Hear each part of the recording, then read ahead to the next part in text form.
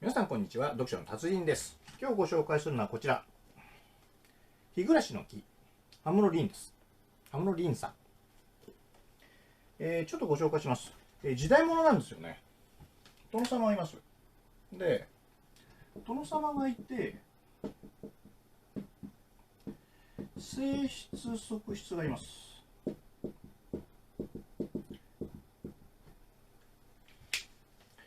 正室、およしの方。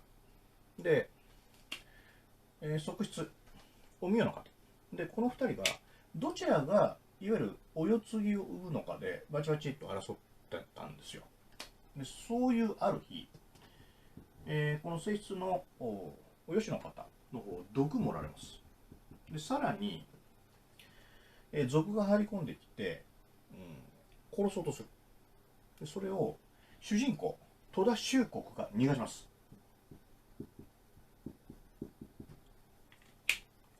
闇夜に紛れてバーッと逃がすんですよ。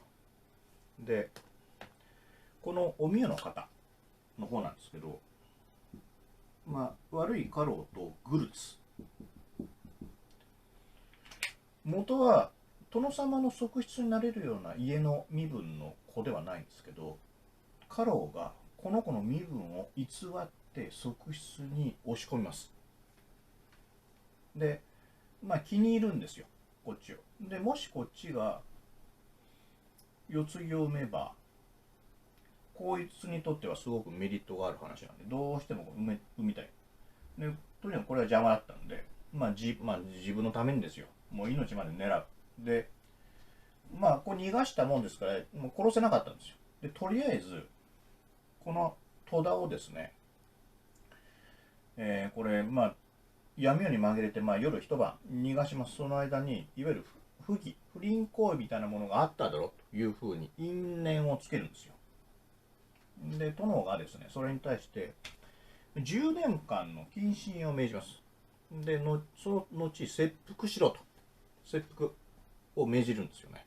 で、10年間何してるかっていう、その間に、このお城というか、この殿の家の歴史書みたいなものを書けっていう命令を下します。結局この間になんだかんだであって、こいつを許そうとしてたんですよ、殿は。目をかけてたので、殿からこっちね。で、その歴史書っていうのは当然この側室のお名の方がどういう家の出身かというのを正式に書かれます。もし戸田が真実を知ってたらそれを歴史を書きますよ。こいつ真面目なんで。で、それを書かれると家老はまずい。そこでそれを知ってるかどうか探りを入れたいんですけど、聞けないじゃないですか。あれ知ってるって。でしょうがないんで、ちょうどタイミングよくですよ、城内で正三郎という若者がですね、ちょっとした事故で、同僚の侍の足を怪我させてしまうんですよ。で、普通だったら切腹です。即刻切腹です。下っ端。でも、許してやると。その代わりに戸田を見張って、その状況を報告してこい。という命令を下します。正三郎は戸田一家、4人家族です。戸田秀国、妻、そして娘、息子です。で、そこに入り込んで、居候みたいな形で一緒に暮らすんですね。で、ところが一緒に暮らしてみると、いやいや、こんな人がそんな悪いことするわけないっていうことに気がつきます。で、なんとかこの真実を突き止めたいなというふうに、なるわけなんですよ。で、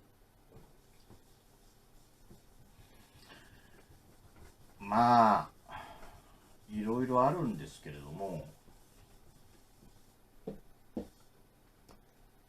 テーマというのは愛情です。もちろん夫婦、この夫婦もすごいんだ。しっかり絆があって、その戸田の奥さんがこの事件を聞いた時に、うちの旦那がそんなことをするわけがないってもう 100% 信じて、それはすごいですよ、こう見てると。95%ぐらい信じていいけど、20回に1回ぐらいそういうことがあったらなんかあるかもしれない、うちの旦那っていうのじゃないです。100% 信じてる。そこ。その一点の曇りもなくて、それがこの親子もそうなんですよ。で、入り込んでいったこの小三郎もですね、いわゆる戸田の下で、一種の師弟関係みたいなものが生まれるんですね。信頼とか。愛情に対して当然悪いやつっていうのは出てきます。愛情を描写として浮かび上がらせようと思ったら、やっぱり悪いやつを引っ張り出すのが一番描きやすいです。描きやすい。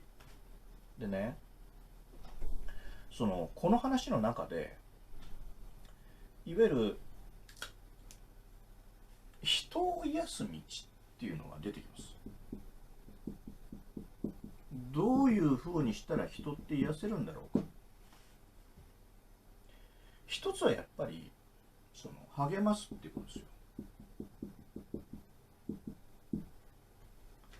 大丈夫だよって。でもう一つはね、共に苦しむんだよね。一緒になって同じような立場、全く同じ立場っていうのはないんですよ。理論的にありえない。人間ってみんなべこですから。でも同じような立場だというふうに思って、そういうふうに同じような感じで苦しむっていうのは多分可能なんですよ。愛情があれば。で、みんな苦しむ。戸田のために。そこがね、もうやるせない。これを読んでて。で、本当に、なんとかなんないのかなっていうふうに、見てて思うんですよね。でもこれやっぱ侍なんだよな。言い訳しないんだよ。いやいや、もう違う、ない、そんなこと僕してませんよっていうふうにね、この戸田修国は言わないんだよ。で、いわば、もう言い訳せずに、もう10年後、死になさいって言われたら、わかりましたと。割と静かに受け入れる。いや、普通は無理だなって思うんだけどね。武士ってやっぱり武士が持ってる腹の座り方っていうのがあって、人のためには刀は抜く。でも自分のためには、はむがったりしない。それが武士だというのがよく出てて、いやーそうかー、でもなーって、でも武士かー、そうかっていう読んでて、だからこっち側もいやなんとかできないのかなっていう気持ちでずっとページをめくるような感じの本なんですよ。このね、共に苦しむっていうこのテーマ、同じ場所に立つ、これはね、愛がないとできないよ。それがね、すごいこっち側に強く伝わってくる、そういう小説なんですよね。時代物ってね、切った貼ったの話は多いんですけど、耐えるっていうテーマも割とよく扱われるじゃないですか。耐える、言い訳しないっていうことを美徳とするっていうのが多分、なんだろうな、こういう身分の人独特のもんだよね。やっぱり俺は無理だな、もう目いっぱい言い訳するなっていう感じがするけど、それは私がやっぱり凡人だからでですね、もう刀刺してる偉いやつは違うなっていう感じがします。達人心に響いた言葉、こちら、いろいろあったんですけども、387ページの16行目なんですけど、これどういう言葉かっていうと、そのような状況にあってなお戸田修国切腹を待っている状態で周りの人間を気遣う、そこだよ、すごい。そういう意味ではね、もうまさにまさにこうなんていうのかな、こっちまでふんどし引き締まるみたいな感じの思いですよ。ね。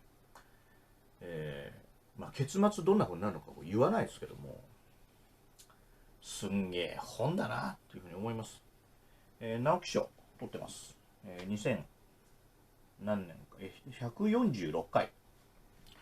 今からなんだ、今2021年。もうずいぶん前ですけどもね。いっぱい売れました。でもまあ、改めてちょっと読んでみてもいいんじゃないかなというふうに思います。ぜひ読んでみてください。日暮の木、ハムローリン、読書の達人でした。